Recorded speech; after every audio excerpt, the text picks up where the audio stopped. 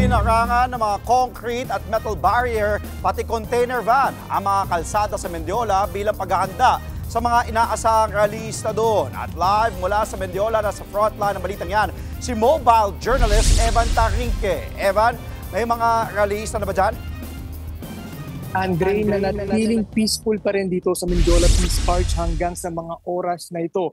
Wala pa tayong namamonitor o nakukuhang ulat na mayroong magmamarcha papunta dito sa Mendiola at hanggang sa mga oras na ito, ni isang kilos protesta ay wala pa rin tayong nakikita.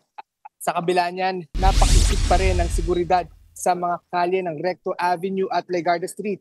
Nakaharang pa rin ang mga concrete at metal barriers sa kahabaan ng Recto Avenue at Legarda. Pati na ang mga malalaking container vans at fire trucks ng BFP na nakastandby pa rin sa entrance ng mga kalsadang papunta sa Mendiola Peace Arch.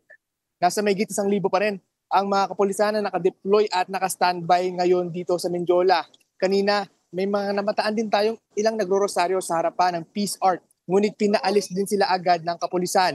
Ayon sa kanila, sila raw ay grupo ng taga-suporta ni President Bongbong Marcos at kanilang ipinagdarasal ang well-being ng Pangulo.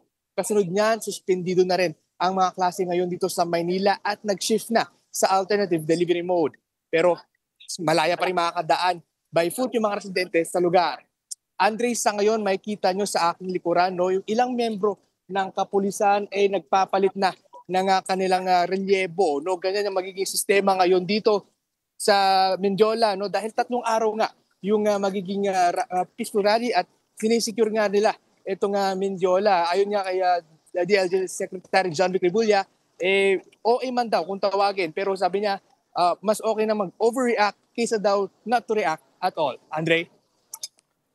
Maraming salamat at mag-iingat kayo dyan. Live mula sa Mendiola, mobile journalist Evan Tarinque. Mga kapatid, Andre Felix po, iba na ang may alam at may pakialam sa panahon ngayon. Para po sa tuloy-tuloy na balitaan sa Frontline kahit weekend, mag-follow at mag-subscribe na sa social media pages ng News 5.